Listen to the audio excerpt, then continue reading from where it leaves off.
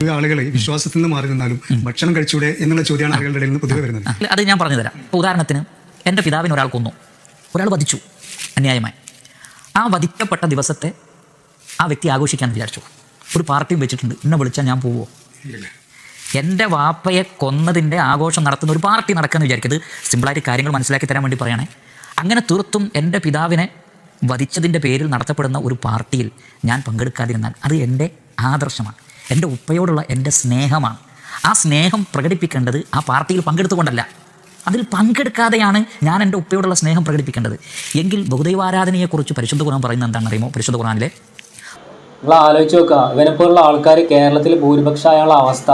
നമ്മളെ നാട് മതത്തിൻ്റെ ബേസിലാണ് വേർതിരിവ്. നിങ്ങൾ ആലോചിച്ചിട്ടുണ്ടോ? കേരളത്തിൽ സുന്നി സമുദായം ഇത്രത്തോളം ഭൂരിപക്ഷമായി നിൽക്കുന്നതുകൊണ്ടാണ് കേരളത്തിൽ ഇത്രയും സൗഹൃദവും സമാധാനവും ഉള്ളത്.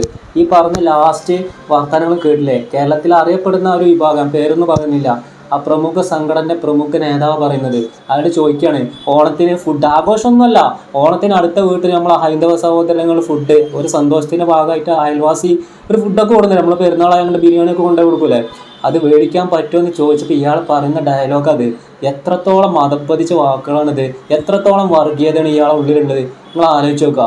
കേരളം ഇന്ന് ഈ സൗഹൃദം സമാധാനമൊക്കെ ഉള്ളതുകൊണ്ടോ എല്ലാവരും പരസ്പരം സഹകരണത്തോടെ ഫുഡ് അങ്ങോട്ടും ഇങ്ങോട്ട് പെരുന്നാൾക്ക് അങ്ങോട്ടും കൊടുക്കുക, ഓണത്തിന് ഇങ്ങോട്ട് കൊടുന്നുതരിക. അങ്ങനെ കേരളത്തിൽ സമാധാനത്തോടെ ജീവിക്കുമ്പോൾ ഇവനെപ്പോലുള്ള ആൾക്കാർക്ക് അത് പറ്റില്ല. ഏതായാലും ഉണ്ടല്ലോ, യഥാർത്ഥ പണ്ഡിതൻ പറയുന്ന വാക്കുകളും കൂടി നിങ്ങളൊന്ന് കേട്ടു നോക്കുക. പുതിയ പുതിയ നിലപാടുകൾ ഉണ്ടാക്കരുത്, പഴയ നിലപാടിൽ മുന്നോട്ട് പോകണം. പറഞ്ഞത് നിങ്ങൾക്ക് മനസ്സിലായോ? അപ്പോൾ പുതിയ കുറച്ച് നിലപാടുകൾ ഉണ്ടാകരുത്. ഒരു ഓണത്തിന് വേണ്ടി ആ അയൽ വീട്ടുകാർ അശോകൻ്റെ വീട് അല്ലെങ്കിൽ മറ്റു ചന്ദ്രൻ്റെ വീട്ടിൽ നിന്ന് ഭക്ഷണം ഉണ്ടാക്കി അവർ നമുക്ക് കൊടുത്തയച്ചു. എന്താ സ്വീകരിക്കണ്ടേ, കഴിക്കണ്ടേ? ചോറ് ഇവിടുന്ന് അങ്ങോട്ട് കൊടുത്തയച്ചു, അവരും കഴിക്കും. എൻ്റെ ഇവിടുന്ന് അങ്ങോട്ട് ഇവിടെ കൊടുത്തയക്കലില്ലേ? എൻ്റെ വാപ്പാക്ക് എല്ലാ ഓണത്തിനും എന്തെങ്കിലും ഒരു ഭക്ഷണം ഉണ്ടാക്കി, ഒന്നിരിക്കും പായസം എന്തെങ്കിലും ഉണ്ടാക്കിയിട്ട് വാപ്പ എന്നോട് സ്നേഹമുള്ള രോഗിയുള്ള ആളുകളൊക്കെ കൊടുത്തയക്കും. പെരുന്നാളാകുമ്പോൾ വാപ്പേനെ അവരങ്ങോട്ട് വിളിക്കും, എന്നിട്ട് എന്ത് ചെയ്യും? ഭക്ഷണം അവർക്കും ഉണ്ടാക്കി കൊടുക്കും. നോമ്പുറക്കലിന് ഒരു നോമ്പുറക്കൽ, ഹിന്ദുക്കളില്ലാത്ത നോമ്പുറക്കൽ നമ്മളെ വീട്ടിൽ തന്നെ ഉണ്ടാവില്ല. മുഹറമ്പത്തില്ല, പെങ്ങൾ മുഹറമ്പത്തിൽ എൻ്റെ പേര് വന്നിരുന്നു, അവിടെ ഹിന്ദുക്കളുണ്ട്, ക്രിസ്ത്യാനികളുണ്ട്, നമ്മളെ അയൽവാസികളാണ്, നമ്മൾ സമൂഹമായി ജീവിക്കുന്ന ആളുകളല്ലേ. എന്താ ഈ പറഞ്ഞ കൂട്ടുകളൊക്കെ? എന്താണ് വിചാരിച്ചത്? മനുഷ്യ ആയിരക്കണക്കായ കൊല്ലങ്ങളായി നടന്നു വരുന്ന സൗഹൃദങ്ങളെ തകർക്കാൻ പാടില്ല, ഗൗരവമായി മനസ്സിലാക്കണം. അതിലൊക്കെ പുതിയ പുതിയ രീതികൾ കൊണ്ടുവരരുത്. ആ പുതിയ രീതികൾ ആപത്തിലേക്കാണ്. പഴയതൊക്കെ തന്നെ മുന്നോട്ട് പോയാൽ മതി, ഇതൊന്നും യാതൊരു പ്രശ്നമല്ല, ഒന്നുമില്ല. അങ്ങോട്ടും ഇങ്ങോട്ടൊക്കെ സഹകരിക്കും, അങ്ങോട്ടും സഹകരിക്കും, ഇങ്ങോട്ടും സഹകരിക്കും. മാലിടാൻ വേണ്ടി പോകാൻ പുറപ്പെട്ടപ്പോൾ ചന്ദ്രൻ പറഞ്ഞു കറുത്ത തുണി വാങ്ങണം, പൈസ ഇല്ല. അപ്പോൾ ആചാര്യ പൈസ കൊടുത്തു. എന്തിന് പറയണോ? ശബരിമലക്ക് പോകുന്ന മാലിടുന്ന ചന്ദ്രന് കറുത്ത തുണി വാങ്ങാൻ പൈസ ഇല്ല. അപ്പോൾ ആചാര്യ പൈസ കൊടുത്തു. എന്തിന്? ഇതിവിടെ കഴിഞ്ഞിട്ടില്ലേ? എൻ്റെ അളവിൽ ഞാൻ കണ്ടിട്ടുണ്ട്, എൻ്റെ അളവിൽ ഞാൻ കണ്ടിട്ടുണ്ട്. മൂല്യന്മാർ കൊടുത്തിട്ടില്ലേ, കാളിയന്മാർ കൊടുത്തിട്ടില്ലേ? ഇവരൊക്കെ തള്ളിക്കളയാണോ? ന്യായങ്ങളുടെ ഓട്ടകൾ തുറക്കരുത്, അങ്ങനെ പോയാൽ മതി. അങ്ങനെ വീണ്ടും നബിദിനും ഓണം ഒരുമിച്ച് വരികയാണ്. ഇനി ഒരു 10-14 ദിവസം ഭയങ്കര ഒച്ചപ്പാടായിക്കാരം ഫേസ്ബുക്കിലും സോഷ്യൽ മീഡിയയിലും. ഓണം ആഘോഷിക്കാൻ പറ്റുമോ പറ്റൂലേ? ഓണത്തിന് ഫുഡ് കഴിക്കാൻ പറ്റുമോ? നബിദിനാഘോഷം ഇസ്ലാമിലുണ്ടോ? നബിദിനം നബി ആഘോഷിച്ചിട്ടില്ല, നബിയും സ്വഹാബത്തും ആഘോഷിച്ചിട്ടില്ല.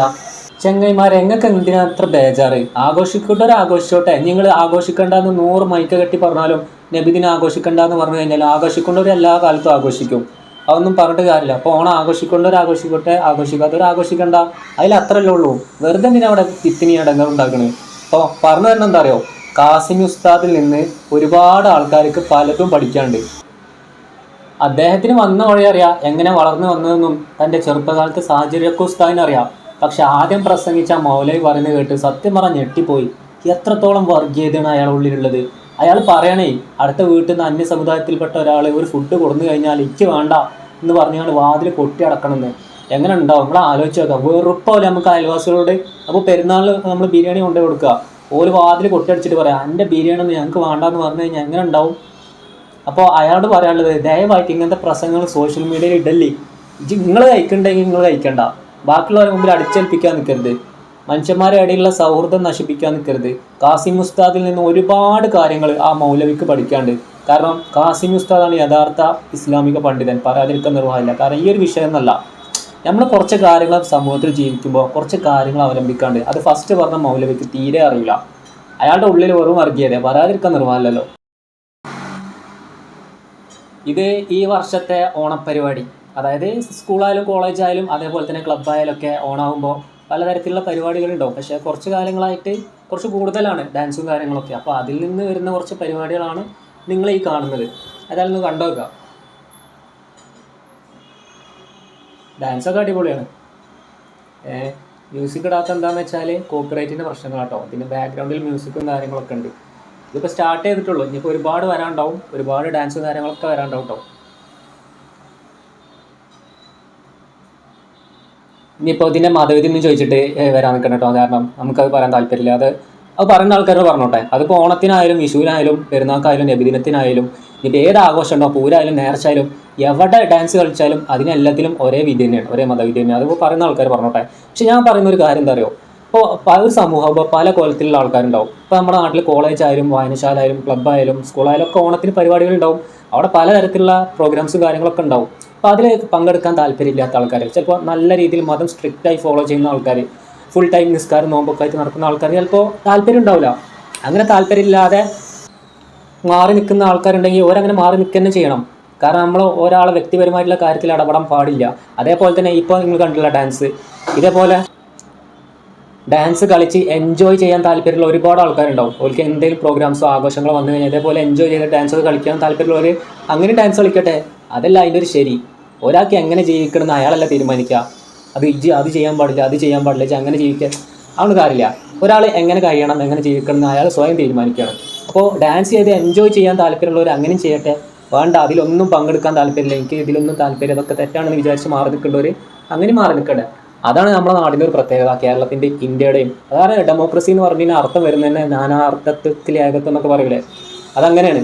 അപ്പോൾ നിങ്ങൾ എന്ത് ചെയ്യണമെന്ന് ചോദിച്ചു കഴിഞ്ഞാൽ ഈ ഡാൻസ് കളിക്കേണ്ടവരൊക്കെ നിങ്ങൾ വേറൊരു സാധനം വെച്ച് ചാപ്പ കുത്തി ഒരു സൈഡിലാക്കുന്നതുകൊണ്ട് തീരെ യോജിക്കാൻ കഴിയില്ല.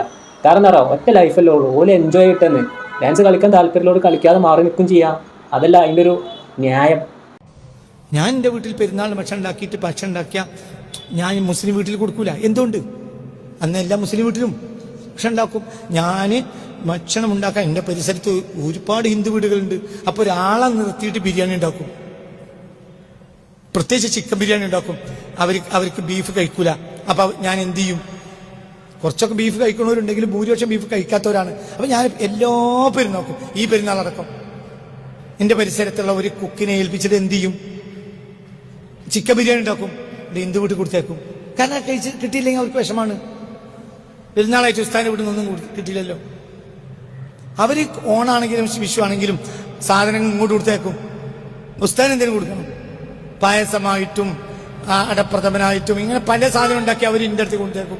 ഞാനെൻ്റെ കുട്ടികൾ കഴിക്കും. കാരണം അവർ നമ്മളൊക്കെ അവർക്കൊരു വിശ്വാസം ഉണ്ടല്ലോ, ആണ്ടതുണ്ടല്ലോ.